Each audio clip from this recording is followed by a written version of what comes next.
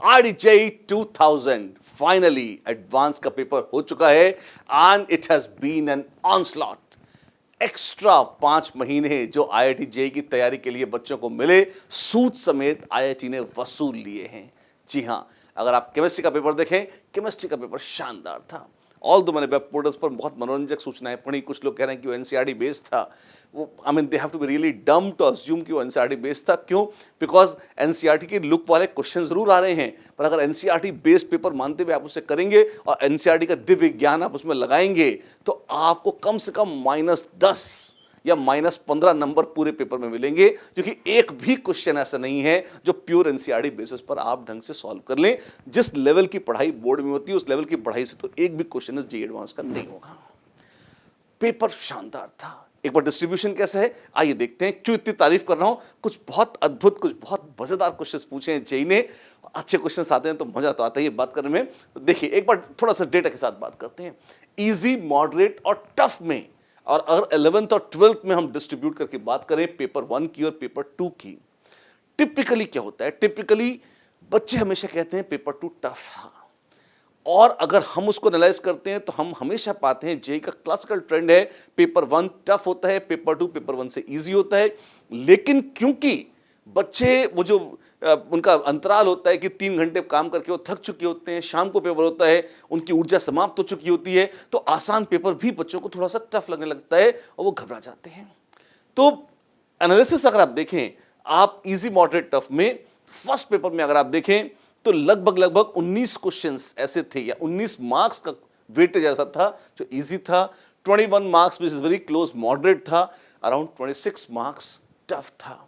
मतलब 5, 6 और 7 क्वेश्चंस जहां तक मुझे याद आता है इजी, मॉडरेट और टफ में थे। यानी कि 7 क्वेश्चन 18 में से ऐसे थे जो टिपिकल, काफी टिपिकल लेवल के जेईई ने पूछे थे। ये असाधारण है, ये कम होता है। क्यों? क्योंकि जेईई नॉर्मली टफ की परसेंटेज कम रखता है, उसी में जेईई नोटोरियस हो जाता है। तो यहां तो जेईई ने टफ की परसेंटेज ठीक ठाक बढ़ा भी दी है। अगर आप उसको, उसी चीज को अगर आप देखते हैं पेपर 2 में, तो आप देखते हैं थोड़ा सा रिलैक्स्ड हो गया है मामला। क्यों? इजी का वेटेज और टफ का वेटेज, इजी लगभग 15 मार्क्स, टफ मिनिमम 12 मार्क्स, लगभग पूरा पेपर मॉडरेट लेवल का है। 39 मार्क्स के आसपास का वेटेज जो है, लगभग 60% पेपर मॉडरेट है, 18% के आसपास, 22% के आसपास टफ या इजी है। यहां अगर आप देखें लगभग 40% पेपर टफ था, which is extraordinary even for JEE. लगभग 30% मॉडरेट था और लगभग 30% के आसपास ही इजी लेवल का पेपर था। तो ओवरऑल अगर आपने केमिस्ट्री ढंग से नहीं पढ़ी है तो आपकी इस पेपर में बैंड बच जाएगी। केमिस्ट्री यस आसान होती है, there is no doubt about that. Chemistry scoring होती है, बिल्कुल केमिस्ट्री धोखा नहीं देती, no doubt. All these epithets are there for chemistry. लेकिन ये जेईई ने पेपर ऐसा दिया था जो एक्चुअली ढंग से कॉन्सेप्चुअल स्टडी मांगता था। अगर आपने सिर्फ चीजों को अंधे तरह से रट रखा है, जो कि अक्सर एनसीईआरटी बेस्ड पेपर्स में होता है, तो आपका इसमें कुछ नहीं होने वाला। इनफैक्ट पूरा पेपर छोड़ देते तो भी 0 आते। अगर आप उसे एनसीईआरटी बेस्ड मानते हुए करेंगे, आपको फील तो आएगी क्वेश्चन देखे करे ये तो मुझे आता है, और फिर -1 -1 -1 -2 प्यार से लाइन से मिलते चले जाएंगे और जीवन का मजा आ जाएगा। तो आइए देखते हैं थोड़ी सी और इसको बाइफरगेट करके। अगर फिजिकल, ऑर्गेनिक और इनऑर्गेनिक में बांटें तो मार्क्स का डिस्ट्रीब्यूशन कैसा था? केमिस्ट्री के 3 बड़े हिस्से होते हैं। पेपर 1 में अगर आप देखें तो लायंस शेयर लगभग 47% फिजिकल केमिस्ट्री थी। Oh my God. और अगर सेकंड में देखें तो भी अराउंड 34% फिजिकल थी। टिपिकली 1/3 33.33% से इस बार फिजिकल का शेयर थोड़ा ज्यादा रहा है। ऑर्गेनिक अगर आप देखें तो टिपिकली ऑर्गेनिक और इनऑर्गेनिक भी 33% होते हैं। इस बार ऑर्गेनिक 31.8 यानी अराउंड 32% और अराउंड 27% कुछ परसेंटेज ऑर्गेनिक की जेईई ने कम पूछी है। और यहां पर अगर आप देखेंगे तो 21% और सॉरी इनऑर्गेनिक देखें 21% और अराउंड 38% एवरेज भी देखेंगे। तो ओवरऑल अगर आप देखें तो कंपैरेटिवली ऑर्गेनिक और इनऑर्गेनिक की एवरेज परसेंटेज थोड़ी सी कम करी है और फिजिकल को थोड़ा सा जेईई ने एक्सपैंड किया है। और जेईई के शायद खूनी होने का रहस्य भी यही है। 11th और 12th में अगर आप देखें तो थोड़ा सा डिस्ट्रीब्यूशन देखिए। ओवरऑल अगर आप देखें परसेंटेज डिस्ट्रीब्यूशन फिजिकल में 11th की परसेंटेज काफी ज्यादा थी, ट्वेल्थ का सिलेबस थोड़ा सा कम था। इनफैक्ट बड़े बड़े चैप्टर भी फिजिकल के टिपिकली 11th में हैं, आयनिक है, थर्मोडायनेमिक्स है, और जेईई ने इस पर आयनिक थर्मो से खूब भर भर के क्वेश्चन पूछे हैं। तो आप देखिए एक लायंस शेयर रहा है किसका, फिजिकल केमिस्ट्री में 11th के पोर्शन का। 12th में बड़ा चैप्टर था इलेक्ट्रोकेमिस्ट्री, जेईई ने खत्म कर दिया। आधा क्वेश्चन, एक क्वेश्चन में थर्मो प्लस इलेक्ट्रो मिलाकर पूछा था, और बहुत ज्यादा तवज्जो उन्होंने इलेक्ट्रो को नहीं दी। तो आप देखें यहां पर 12th का पोर्शन ऑटोमेटिकली थोड़ा सा कम है। इनऑर्गेनिक में अगर आप देखें लॉ ऑफ इक्विपार्टीशन लगा है, क्यों कम कम ही पूछे हैं, लेकिन 11 12 से लगभग बराबर पूछे हैं। यहां पर अगर आप देखेंगे तो भी 11th के पोर्शन पे थोड़ी सी उनकी स्ट्रेस या बल ज्यादा रहा है। ऑर्गेनिक में टिपिकली ज्यादा पोर्शन 12th में ही पढ़ाया जाता है, तो आप देख भी सकते हैं लगभग 1/3 11th है, 2/3 12th है, और यहां भी रेशियो लगभग वैसे का वैसे ही है। लगभग 1/3 of organic chemistry 11th syllabus की है, और लगभग 2/3 12th के सिलेबस की है। चैप्टर्स का क्या है कि सारे चैप्टर्स बराबरी से पूछे गए ना। अब मैं आपको एक बहुत खास चीज बताता हूं आज के एनालिसिस की। कैसे?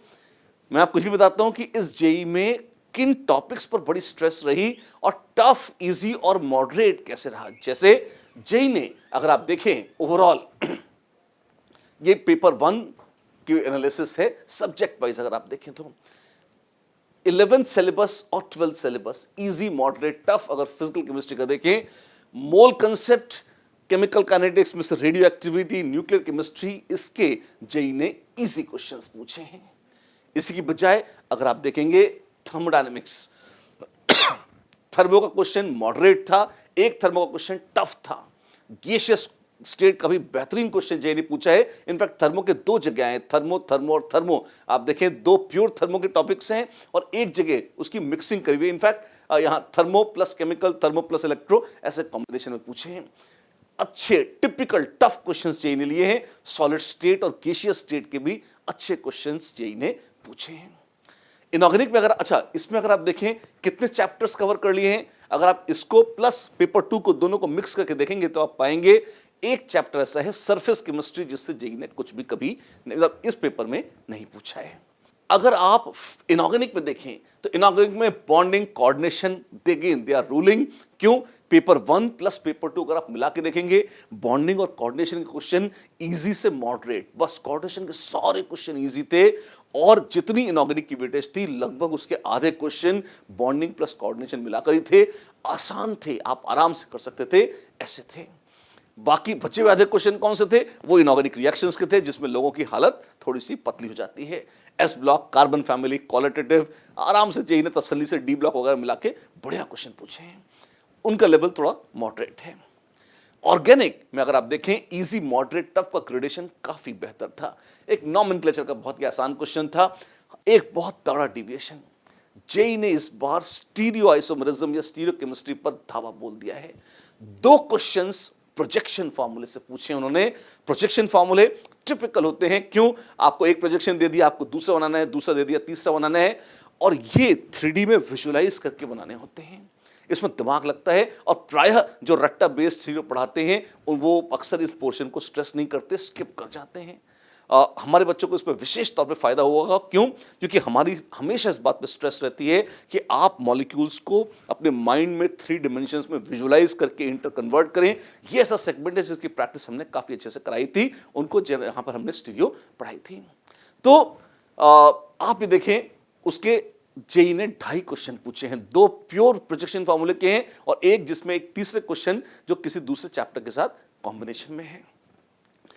जेईई ने जो उनका टिपिकल कुछ टाइम से फेवरेट चला था, जब पॉलीमर से, एनवायरमेंटल से वो क्वेश्चन पूछ लिया करते थे, उन्होंने हाथ जोड़ लिए, सारे पूछना बंद कर दिया।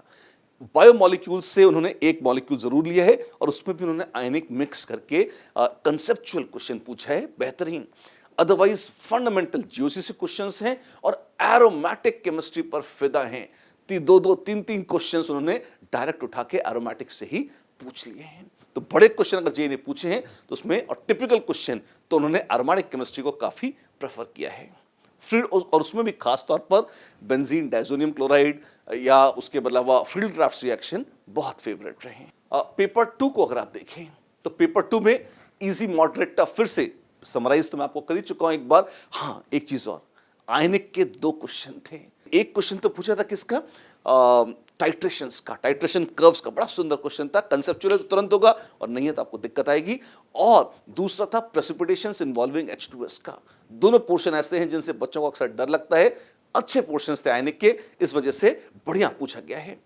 डी ब्लॉक, अच्छा मेटलर्जी का क्वेश्चन, मेटलर्जी कितनी भी आसान क्यों लगे आपको, लेकिन मेटलर्जी में भी जेई ने घुमाना बंद नहीं किया है। एक दो ट्रिकी ऑप्शंस वाले क्वेश्चंस जेई ने पूछे थे, इस बार एल्यूमिनियम की मेटलर्जी जेई ने पूछे हैं। एटॉमिक स्ट्रक्चर का बॉन्डिंग के साथ मिलाकर एक बेहतरीन क्वेश्चन था, बहुत ही आसान पर बहुत टिपिकल वर्डिंग्स वाला, सोचने पर मजबूर कर दे इस तरह का। ओवरऑल अगर आप देखेंगे तो पूरा स्ट्रक्चर वैसे आपके सामने है, लेकिन इसमें जो खास ट्रेंड देखने को मिलता है वो ये कि आईआईटी जेई ने अपने पुराने सारे ट्रेंड्स चेंज कर दिए हैं।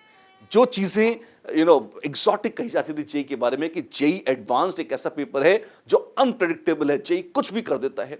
ऑफ कोर्स उस पूरी अनप्रेडिक्टेबिलिटी में भी अगर आप देखेंगे तो कई चीजें ऐसी हैं जो हमने प्रेडिक्ट करके अपने बच्चों को बताई भी थी, ये भी कहा था कि ये इंपॉर्टेंट टॉपिक्स हैं, इनको पढ़ना, इनमें से चीजें आएंगी। I am very happy to say कि वो आई। इनफैक्ट मैं अलग से एक इंडिपेंडेंट वीडियो बना के और पोस्ट करूंगा, कौन सा, जिसमें थोड़ा सा और वक्त मिल जाएगा कि हमने ये आपको इंपॉर्टेंट बताया था यही हमारे यूट्यूब चैनल पर, और हमने कुछ सिलेक्टेड रिएक्शंस बताए थे कि ये कर लेना, ये आएगा। और हम उन वीडियो को इस बार जेई में जो आया है उसके साथ मैच कर करके दिखाते जाएंगे कि एक अच्छी परसेंटेज, अच्छी खासी परसेंटेज उसकी आई है जो हमने आपको बताया था एज इट इज।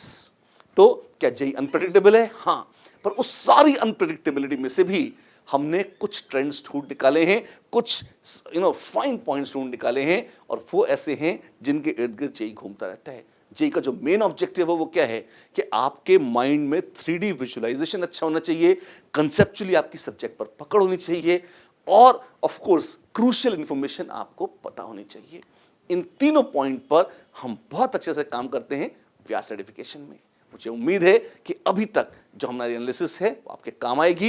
यही नहीं, जो बच्चे आगे स्टडी प्लान कर रहे हैं, जेई 2021 2022 देख रहे हैं, उनके लिए भी इस तरह का जो ओवरऑल जिसमें हमने टॉपिक और सब टॉपिक वाइज भी चीजें आइडेंटिफाई कर दी हैं, ये रेफरेंस के लिए आपके बहुत काम आएंगी, बहुत अच्छी रहेंगी। आज की एनालिसिस बस इतनी। इसके बाद मत देखना भूलिए हमारे सॉल्यूशंस। जी हाँ, हम जेई के सॉल्यूशंस भी बता रहे हैं, और वीडियो सॉल्यूशंस जो हमारे हैं उनकी जो खास बात है वो ये बहुत डिटेल में सही के साथ साथ गलत ऑप्शंस को भी हमने डिस्कस करके बताया है कि ये क्यों गलत हैं। आपको मजा आएगा, जैसे पिछले कई वर्षों में आता रहा है। तो बने रहिए हमारे साथ, सब्सक्राइब कीजिए व्यास सर्टिफिकेशन को अगर आपने अब तक नहीं किया है, और लाइक करिए, शेयर करिए। अच्छी बात है तो फैलाने से फैलती है, तो फैलिए, देर किस बात की है। चलिए, God bless you all, have a great time and keep visiting us. Bye bye.